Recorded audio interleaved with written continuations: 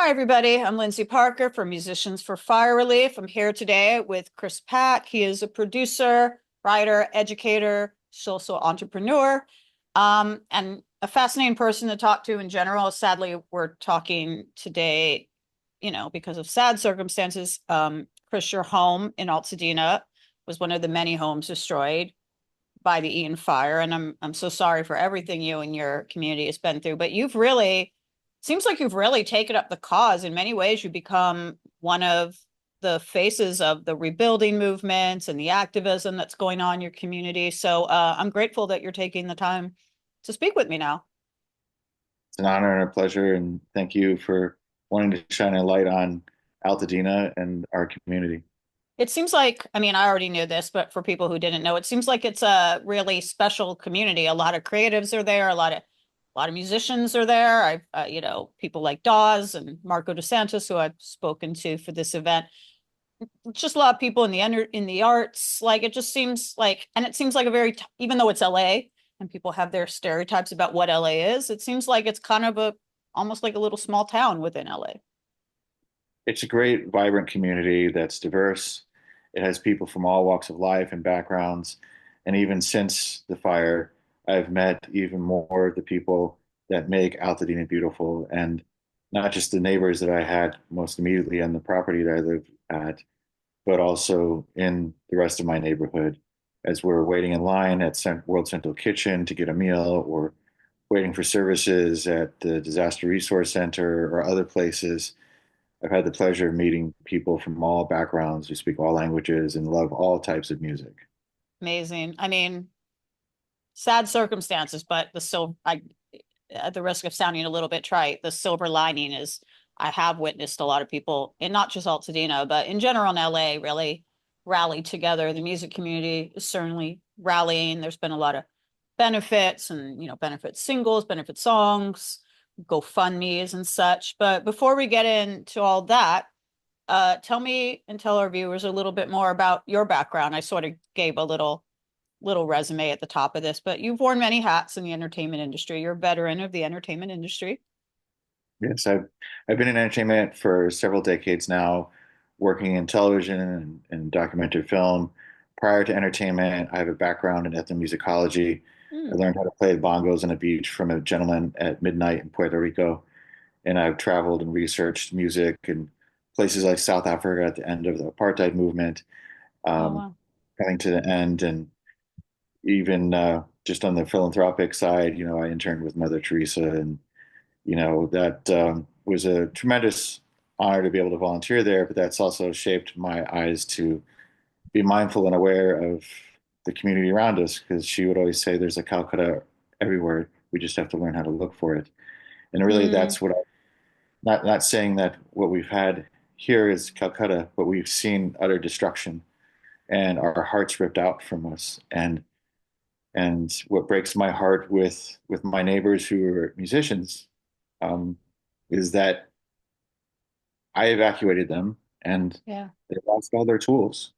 yeah. They lost what brings them joy. And you know, I am grateful for this opportunity today with this group and what others are doing with the Altadena musicians and whatnot to bring joy, whether you're a professional musician or someone who's a lover of music, a teenager, that you're saying, okay, let's put those tools back into their hands. And that kindness of seeing people say, I want to make a difference, but sometimes people don't know how. And it's often just taking that one step and seeing, like what my friend who is with the press corps for Mother Teresa, she jumped out of an ambulance one day on her way to speak with prime ministers, and the sea of people parted, and there was a person there sitting on the edge of the sidewalk who was with wounds, and she sat with him, wept with him, and then took him to the hospital before she spoke. But then my friend, who was a journalist, looked out and said there was 10 more people just like him down, scattered throughout the streets. And often when we have such a catastrophe like this, is where do we start? Yeah. You start, with the person before you and saying, what's something that I can do? Because each of us has a way to give back.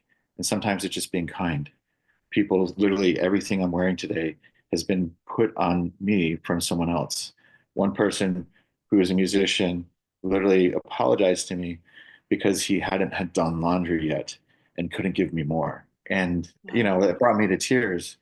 And I think that out of that kindness, I'm given hope that we will rise and build better. Yeah, I mean that's remarkable. That's a remarkable story. I didn't know about the Mother Teresa connection. It does make, I mean, that's, I love how you actually just dropped that like third. Oh, and I also like work with Mother Teresa. Like, I mean, that's amazing. It actually makes a lot of sense to me, given that seems like you've really been on the front lines of, you mentioned you helped evacuate people, and you've also, you've been posting things about, you're helping with the cleanup. I've seen things you've texted me in your PPE gear and stuff, but I don't want to re-traumatize you too much. So whatever you feel comfortable sharing, but you literally evacuated people in your community of Altadena. You literally save lives. There's probably multiple neighbors, or at least one neighbor that I know of, who would say if you hadn't been around, they might not be around now. You really sprung into action when everything started to happen. Yeah, I know that night I was about to go to bed, and had I gone to sleep, I know I would have perished because nothing would wake me up, right? But once I realized that there was a fire and got the notification, it moved so fast. One of my neighbors came home and said that the sky is red and the windows blew out on the third floor of her house. So the hurricane force winds were blowing through the house. We looked out the window and looked down the street from the bathroom, and I could see the details of the flames. And that's why I said we had to go. And I evacuated the main house that we lived in, and then I was like, we can't, no one else has responded. We need to make sure no one's left behind. So I went to each of my neighbors and I knocked and knocked until they answered to make sure they got out. And it was scary. I will not lie. And then the next day, one of my friends' aunties was not responding, so we went actually back up into the fire and several times until we found her. And it was like pitch black smoke that was only made navigable by the flames and the sparks that flew around us. And it was utterly, utterly haunting to still see.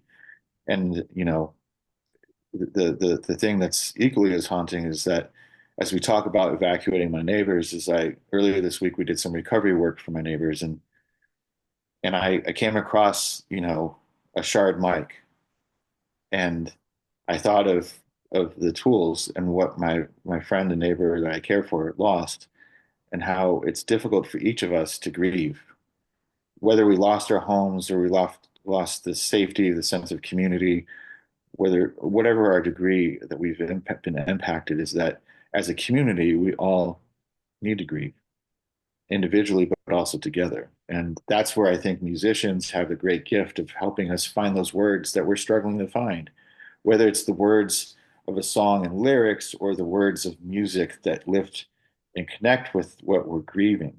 And that's the gift that musicians have right now as we wrestle with our own tears, our own anger, and everything that goes with that.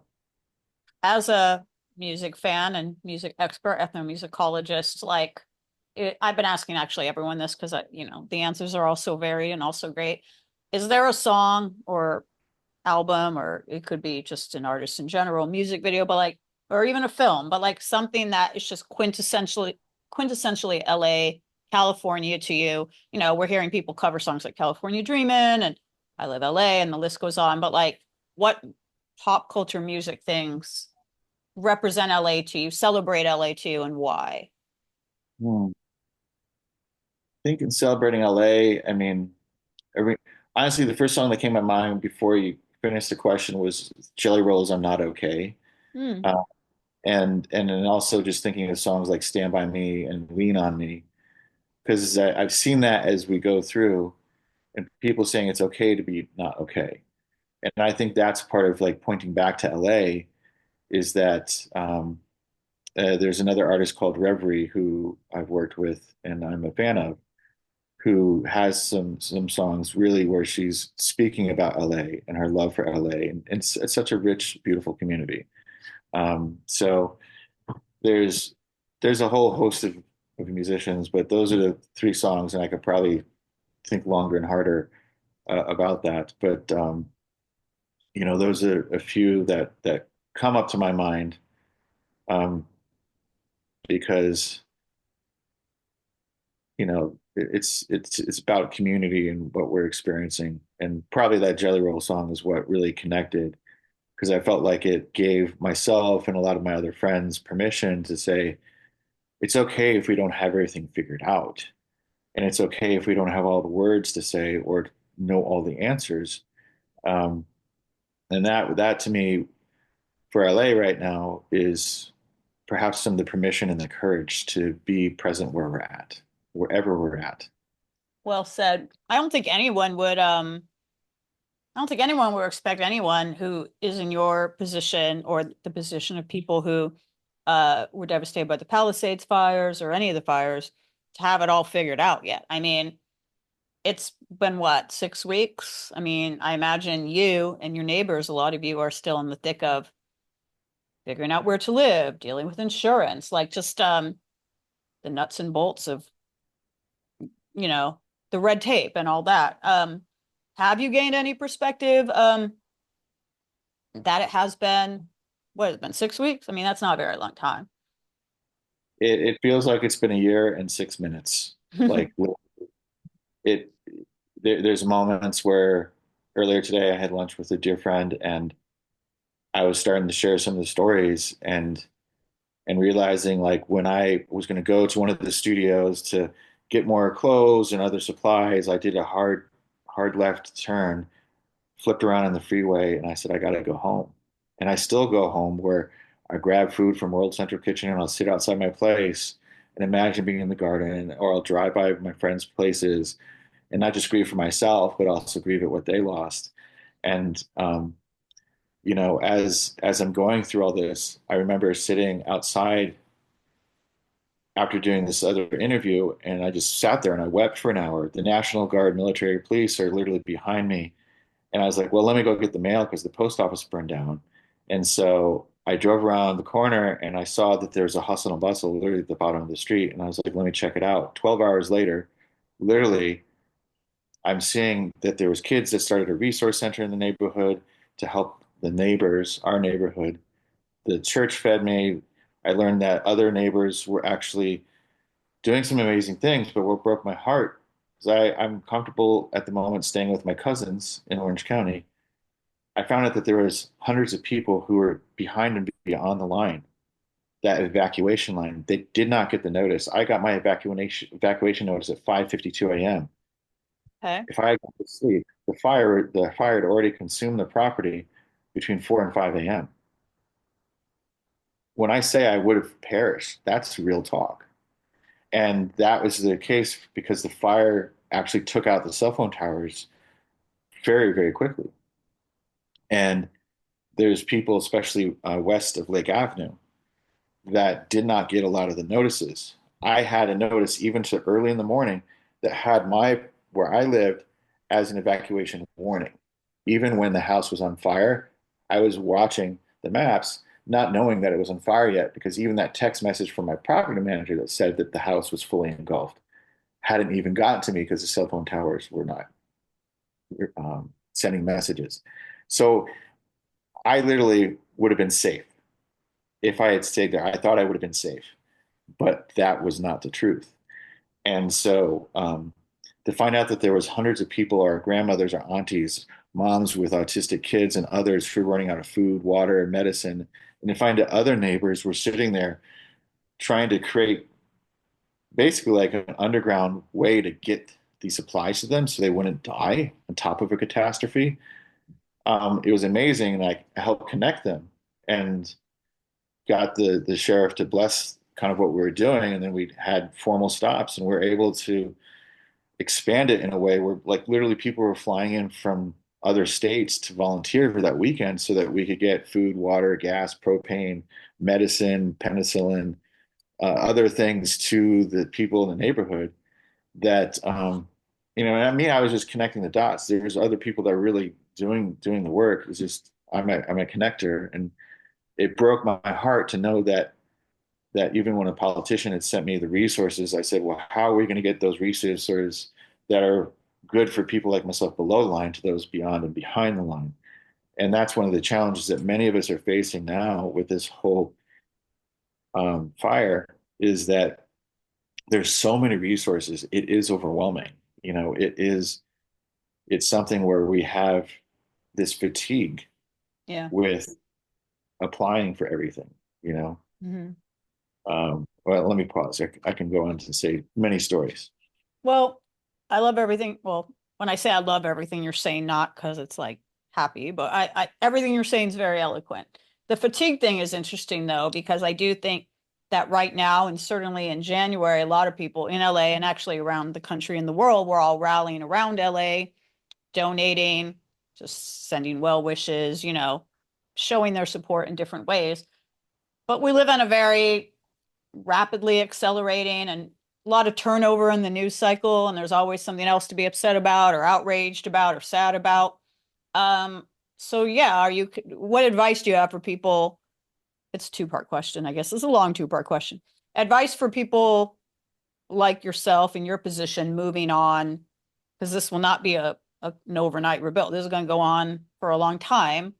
But also for other people, it's like, hey, like it's great that you donated to a GoFundMe or to Music Cares or Red Cross or Sweet Relief on January 10th, but there's still help. Like, what are other ways that people could help? I guess is the first part of that question. And, because like I said, people will get upset about something else and, they might forget about LA, sadly.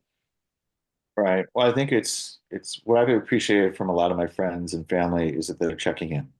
Yeah. There's some of my friends and family who don't know what to say, and it's okay not to know what to say. Hmm. It's good to say, I love you, I care for you, how can I help? And I do believe that people are being very genuine. Um, it's also to create space because, I know that sometimes people have a lot of questions. And there's some moments where, just creating the space for people to share their stories or to share what they're thinking or feeling, or if they're just not in a place to share. Hmm. Because I know that for myself in some moments or for others, I know that some of this can still be very traumatic to think about. Like I went to Costco and I just wanted to get, a few of my basic supplies, for my protein shakes and stuff like that. And I went down the aisle and I was a mess. And I'm literally working on inventories and stuff like that for taxes where I literally have to list through everything that I lost. And I this past weekend met face to face with a FEMA inspector to walk through the property and say, here I'm at the front door. What did you lose? Right. And it's like reliving that with every application and stuff like that. So a lot of it in terms of the advice is, I'm here in my friend's home that I've known for probably since like we'll just say at least 10, 15 years. Um, and I'm here today because I have a space that is safe and it'll be quiet for our conversation, but also because it's a longtime friend who really genuinely wants to care. So, but some of it's also thinking about like as I've talked with some other friends and people in leadership positions, because they're like, how can we help? And I've had some interesting conversations where I'll say, hey, you know, like I spoke with one friend who has relationships with some universities and saying, well, how might universities be able to help with certain resources? Because they have science and like how could they potentially do testing for soil and air and water and stuff like that? That could be a practical resource, Mm. especially as we think about people that, and what really breaks my heart in terms of this is that we need to have people's stories told. And as I've spoken with many of my friends who represent the diversity of Altadena, their fear is that the stories are going to be erased. And we know that the news cycles have moved on, but the pain cycles will continue.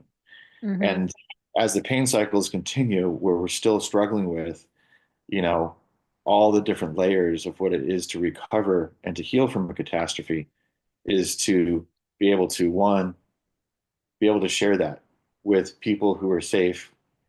And a lot of that is I've found a number of people that are fire buddies, so to speak, in terms of survivors Tonight I'm going to a fire survivors group.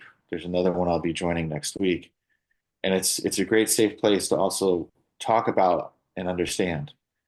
There's some people that I know who even scared more narrowly from the fire than me, who literally Mm. only left with the keys and their wallet and and tripped as they went to the car as literally the flames were on their back.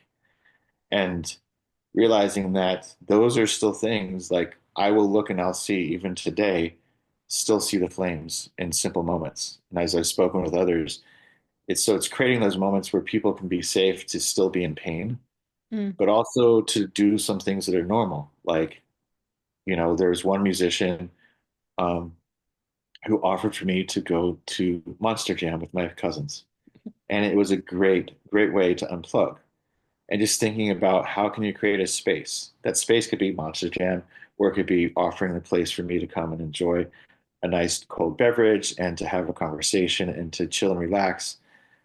Even like, because I'm in Altadena and Pasadena almost on a daily basis.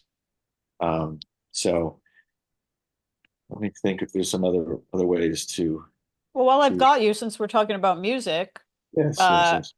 are there favorite LA venues of yours that you think symbolize just quintessential LA, iconic, historic, personal memories you may have I held mean, within them? there's a couple locations and they range based upon I'm an avid lover of gardening and I had 21 garden beds and I will always remember the sweet moments of being in the rose garden at the Huntington with a string quartet to hearing Pink Martini for the first time. First, when I was going through the bayous of Ensenada and the hills and wondering who that band was, to then hearing them at the Hollywood Bowl with the iconic fireworks and the performance with the symphony in the background. To I was me, at that that show. Was that last year? oh no, this was a Okay. long quite a while ago. It's Okay. been a minute since I've been to the Hollywood Bowl, but to me, that is one of those moments that really does symbolize LA because you're sitting there and I love to cook. So I brought a whole bunch of good food and all of my friends did. But then all of a sudden we made other friends right up there in the bleachers. And then I heard that boom, boom, ba-dum, boom, boom, right? From that Bolero, I think it's the song. And like all of a sudden I was like, wait, no, it's not. I didn't know what the band's name was yet. I just knew the song. Oh, And because my friend had played it for me as we're driving around in Ensenada, Mexico. And all of a sudden, that became a magical moment at the Hollywood Bowl, where like just to be there, where the lights dim and the sun goes down, and they're practicing, and you hear the whir and the tuning and everything, and then all of a sudden you're brought to this new place, and then with the fireworks, oh, I love it. I love it. So it is actually, I'm glad you said that because, well, as I just mentioned, I saw Pink Martini there last year. I guess they've played there multiple times. It was an anniversary for them last year. But in general, the Hollywood Bowl was not just one of my favorite venues in LA. And not just one of my favorite places in LA. It's actually, I think, literally one of my just favorite places, period. Like it's just iconic in every way. Even if you're seeing an artist there you don't know or aren't a huge fan of, like you're kind of guaranteed a good time. And there's so much history there, and it's just beautiful to yeah, look at. Even the shape, like, is everything about it is LA to me. yeah. One of my other favorite venues in LA was my balcony from my house because I heard Beyonce and U2 and many of the other bands from my balcony, and yeah, it was loud, Was but that the Rose Bowl? yes, Okay, yeah, you're by the Rose Bowl, yeah. I could hear the Rose Bowl concerts from my balcony, so I'd sit out there and enjoy dinner. I'm like, yeah, I didn't have to pay for it. It'd been nice to have gone, but you know, it was also just nice because we're like, that's also part of Altadena is there's like so much that's going on, and you know, bringing back to like Christmas Tree Lane where the John Muir drum corps would drum us down Christmas Tree Lane after we did the countdown to the lights. And it's one of my cherished memories of Altadena and just seeing all the community come together. And there's all these artists and vendors and, all sorts of people that are there. And, there's something definitely special in Altadena. Are there any places, not a happy question, not as happy as talking about Pink Martini at the Hollywood Bowl, but are there any places in Altadena specifically that were important to the music community, the arts community, that were lost, that it just really hits home to you that it's gone? I know that there was a number of concerts in the park, but the thing I really loved was the Altadena Public Library, which is still standing. They would actually do concerts in the library where they bring in a taqueria, a bakery, and Altadena Ale and Wine House in the library, move all the stacks out. And they had some really world-class musicians come through there, some of them who just did this double take of being like, I can't believe I'm sitting performing in a library and the head librarian just brought me a beer as I'm about to do my next song. And it was also where you could see the diversity of the community and the fact that we had a cool library. We still have a cool library, and you know, during the pandemic, that was one of those things that I missed not having there. I know that they did them outside after that, and I didn't get to make that because of my schedule. But that was probably my favorite venue because it was a block from my house, and I just love the fact that the library was creating a space for music to be experienced And by the community. hopefully will again, because it's still there. Is it Oh damaged yeah, or? I'm sure they will. I think Aldeanans are really robust, and I'm sure it's just going to be a matter of time once it's safe to return to library. I haven't actually gone to see if it's reopened yet or not. But you've been Uh, very boots on the ground. As I mentioned at the start of this interview, you've been very boots on the ground with being very as is obviously I can tell you that kind of person in general, but being very active with going to fire sites and I mean, am I right? Like literally like excavating and digging. and What have you been doing? I guess I should ask, like, because you've taken a real proactive way of helping. yeah, so with my immediate community where I lived on the property which I rented on, we had was it 15 other units on the property, and along with the kindness of our landlord Jeff Riggs, he had this space for us as creatives, and um, part of grieving for me personally, but also potentially for some of my other neighbors, has been going through the ashes, or if they can't make it, Samaritan's Purse and other organizations. But I was working with Samaritan's Purse on Monday this past week with them and my friends. I had probably in total had about 50 people going through all the different sites on the property looking for artifacts um, and looking for specific objects. And there's things that we discovered that we weren't expecting, to things that we were hoping for and we found. And I still am hoping to go back because it was almost an acre and a half of property. And I've found my grandmother's nativity that she hand painted and made, the bell for my granny, and the star of my first Christmas tree, as well as other things that hold a lot of significance.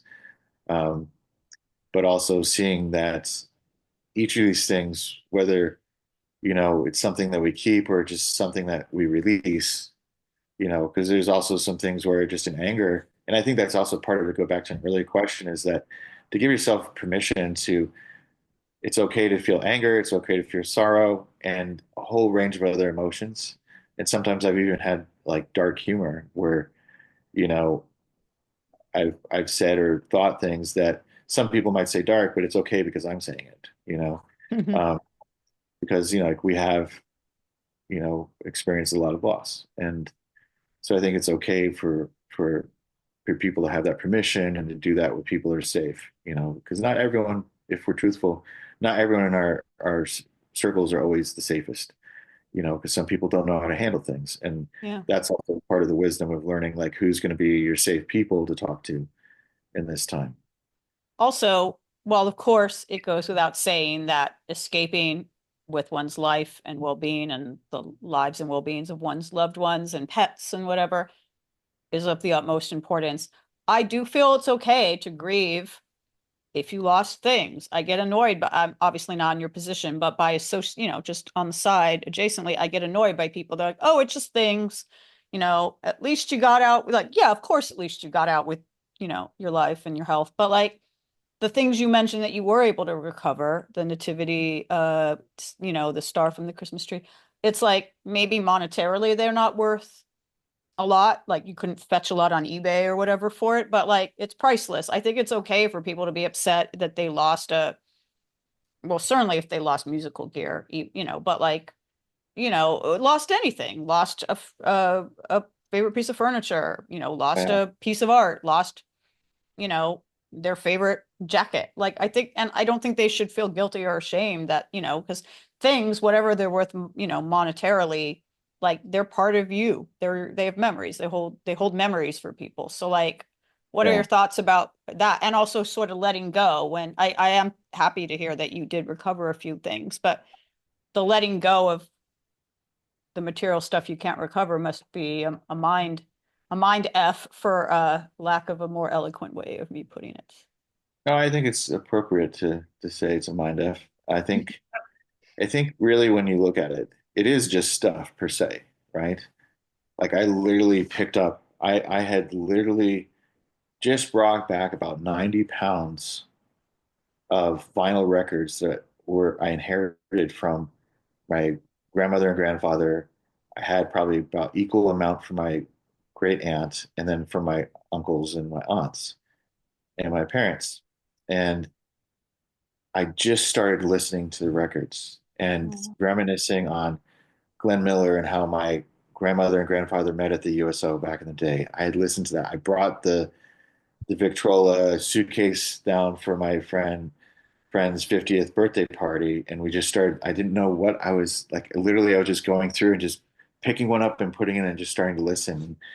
And so I remember literally, I found the records in the ashes and I could see what they are. And I go to pick them up, literally, and I could see some of the labels, and I'm trying to make out what they are. And literally, a breeze comes on, and literally, like record by record by record by record by record, it all went with the wind. And it was a very like hard moment because it felt like I was losing those memories, but also at the same moment, I was like, I was savoring that just literally that week before. I was listening to them and thinking of my grandparents. wow. And as I was going through, and I was hoping I found my doumbeks or my kalimbas or any of my other drums and hand percussion or other instruments that I have, and some which I play okay, and others I like listening to others play um, better than I play. But but still like each of the things, yes, it's stuff, but really what happens is like I love iconography and I love meditation and stuff like that. And you know, I had the honor of baptizing my boss and his wife's son. And I had hoped to find this heart that was a pair to what I gave them when I baptized their son. And I haven't found it. So just literally yesterday, they gave me the heart. I have it in my backpack with me, and it's this beautiful like green marble heart that she regifted back to me. That I was a gift from my late sister, Oh, wow. and I use it as like a prayer and a meditation. And I think for us as musicians, our instruments are our meditation, and it's also our trade and how we make music or how we wrestle through the wordlessness of this anguish and this grief. And, you know, for me to have lost my instruments, I just want to be able to play the kalimba again and just soothe my soul, And literally I lost every instrument and like, I was hoping I would even find like some of the keys, so to speak, of the kalimbas, and I had a collection of them, or I was, wondering, okay, will my Doomback collection that I both purchased myself or was gifted from Egypt, would I find it? Would it have survived? And some of literally I found chunks of what presumably might be aluminum, literally like just melted. And I was like, I'm wondering, like, was this my doom bag? And, I put those off to the side because you know, I can imagine it is. Um, but what grieves me even more as I think about my instruments, I think about all of my neighbors who are musicians and creatives who literally put tens of thousands of dollars into all of their gear. And they're just like, get to that place where they're like, I got it to that spot, and I'm loving the magic I'm creating and the creative journey I'm going on. And, and it literally, like, there'd be nights that I would just weep for them and like and that's why I'm happy with what, your team is doing and Altitude Musicians is doing, because Mhm. it was literally, this is like an answer to a prayer and a cry that I had in my own tears for my neighbors and my community for artists who've lost everything. And it also, in many ways, this act of like what we're talking about today is like a love letter and a reminder to musicians that what they do is so, so important. And what they create is so not just important, but needed. And the songs and what is created and the music that's going to be created perhaps will be hard, because to look down the eyes of this grief journey and to try and find healing in it is not going to be an easy path. But it's going to be easier, yet still heavy, when we do it together. I think that is a lovely and eloquent, you've been eloquent this whole time, but that is a lovely and eloquent note to end this thing on, unless I will leave the floor to you if you want to say anything else, particularly anything actionable that people can do, or, just any closing thoughts you have. I'll leave that to you. I think one of the things that brought tears to my eyes as I was going to all these resource centers, and this is to perhaps musicians who've been impacted by it or musicians and other creatives who want to give back. I put out a call for social media. How can we help the kids and the families and the community in Altadena in particular? And my mom was a professional clown, and I used to clown as well. Put out the word, and I'm talking with Daisy the clown, who herself was impacted by Katrina, Mm. and she's had very wise words for me and just her experiences, which is beautiful. But part of it is going to some of these moments where I was at some disaster recovery centers and some drives, and literally people just showed up with a guitar and they started to play music, and to realize that you can bring light and love with with with heart to some of these places. So right now, like, we're looking to connect with schools and churches and other events, to bring some of the clowns and other family entertainers. And, I'm hoping down the line as well that we can talk about musicians who want to go to these neighborhood groups and schools that are trying to do things for the community and doing things for the community, but also saying, hey, can I help plus what you're doing? Would you like to have some musicians? Would you like to have some clowns? Um, and not just like now, but like in the months to come, because it's a long, hard road. And it's again, it's part of that love letter where you're reminding people that they're not forgotten, and that no matter the shade or hue of someone's skin or background, that you can remind them that they are worth it and they deserve the beauty of music and the beauty of being blessed by the music and the words, that perhaps you never know that might soothe the soul, because it's scary. And I know that I just sat off to the side when I heard this one musician playing, because I didn't have the words, but they did for me at that moment. And I just sat and wept. And I didn't get to thank the musician because they left, but like, it was a beautiful moment. And that's the power of music, to be the prophets and the sages and the healers for those of us who are trying to find that path to healing. So thank you. Thank you. Random weird question I wasn't planning to ask you, but after Go all, for it. you ever considered going into politics? Because I would vote for you. To be the mayor of Altadena or the governor of California, or I don't know what. It seems like you're a man of the people. You speak well. You care about people. You obviously are very knowledgeable about the world and hopefully how to fix it. Anything, would you ever do that? I think I not quite sure if I'd want to delve into the land of politics. I'd rather delve into the land of, you know, answering the question where when we did that whole event that weekend together, my friends Mohammed and Desiree and Rigo and others in the community, the kids and everyone, someone came up to me afterwards and said, "What organization are you with that you all did this?" And I said, "I'm with the neighborhood." And it's sometimes best to be nameless and elevate the neighborhood. And in this case, I think it's even more important for whatever this conversation may result in is that we're actually shining a light on, and hopefully we'll hear more stories from the very diverse and rich community of Altadena that historically and regrettably, and I've heard firsthand from my friends, their stories are being erased. And that's the power of what musicians can do is also to make sure that those stories are not erased and that we celebrate the black and brown and all the shades and hues and like the languages that are spoken in Altadena are unbelievable, right? And I spoke with FEMA just to ask them what languages are being spoken, and they gave me a long list. And like that's a testament of the richness of the community. Um, so I don't know if I would want to dip into politics. I'd rather dip into the community, and you know that might come into by way of a community garden or other things. We'll see as time goes on.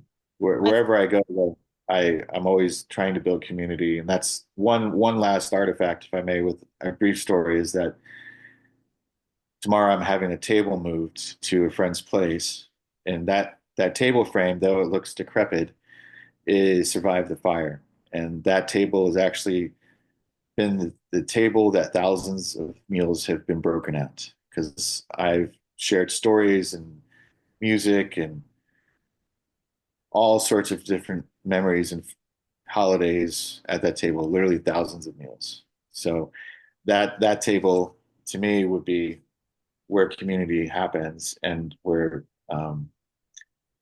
being kind and being a neighbor, comes to life. well, thank you for being kind, for being a neighbor, for shining a spotlight on all these Altadena stories, and for sharing your story with me and everybody watching. I know it's not easy to talk about some of these things, and I know it's not even easy for you to schedule a place to be able to do it. So we all really appreciate that you took the time. Awesome. Well, thank you. It's been an honor and a pleasure, and I do hope that people are inspired by all the stories today. And thank you for shining a light on Altadena and our community. You're very welcome. And I do think they'll be inspired. You are a very inspiring person. So thank you again and stay safe. Thank you.